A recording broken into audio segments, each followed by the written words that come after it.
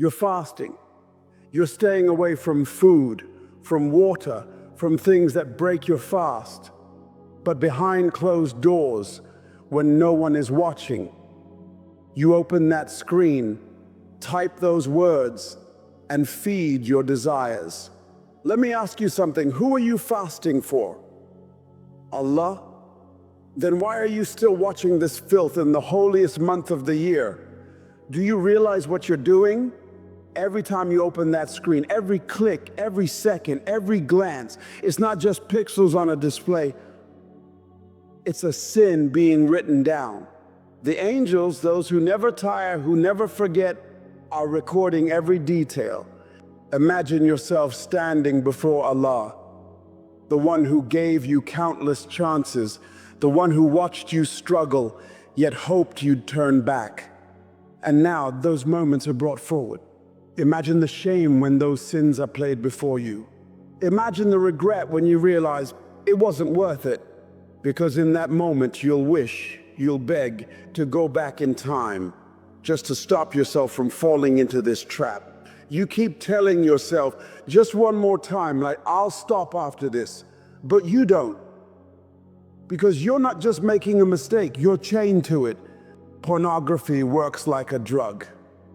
It rewires your brain, dulls your senses, and slowly chips away at your ability to enjoy real connections. It makes you weak, fills you with shame, and leaves you drowning in guilt.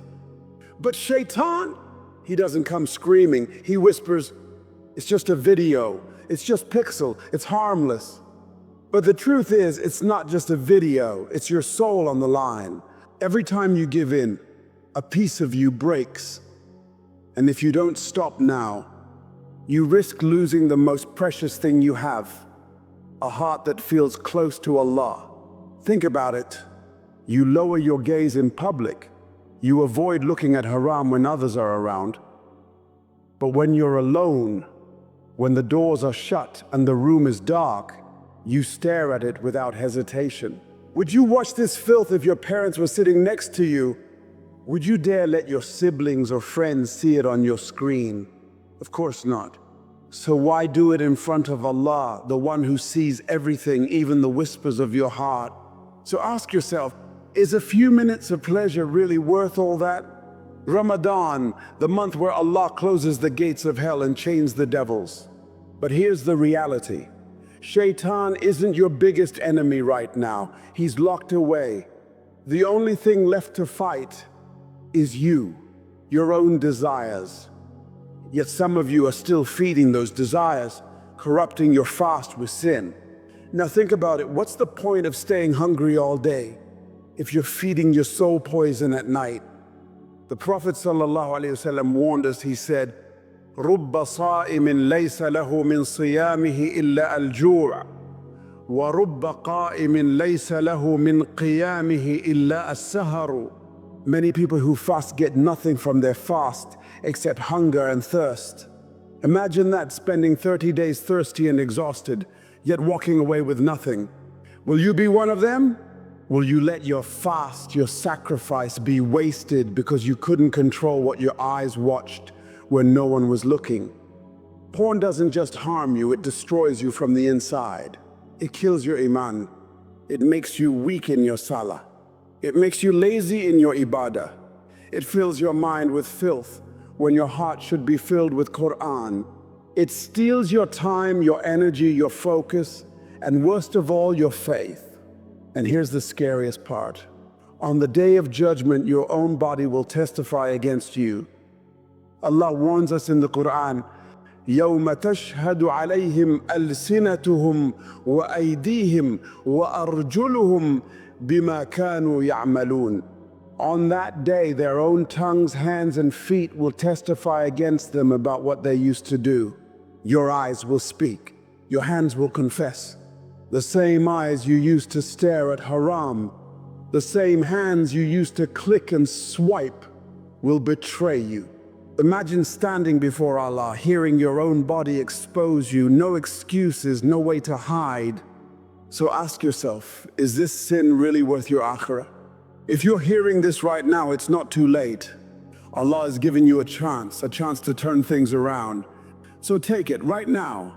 Delete it, delete the apps, the websites, the bookmarks, every doorway that drags you back to this sin. Shut it down. And then make sincere tawbah. Regret it from your heart. Replace that filth with Quran, with dua, with salah. Fill your heart with light so there's no room for darkness. Don't let this sin control your life. You can break free, and with Allah's help, you will.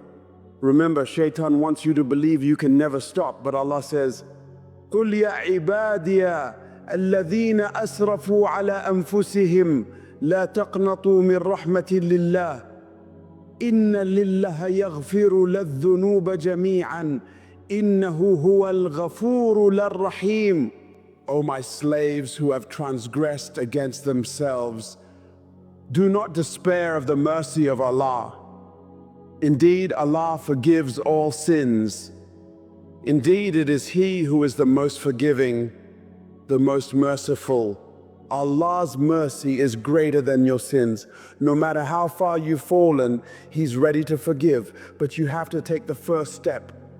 Allahumma inni as'aluka al-huda was-sadada wa as'aluka mujibati rahmatika wa azaima maghfiratika was-salamata min kulli ithmin wal-ghanimata min kulli barra wal-fawza bil-jannah wal-najata min al-nar wa as'aluka min khayri ma ta'lam wa a'udhu bika min sharri ma ta'lam وأستغفرك لما تعلم إنك أنت علام الغيوب.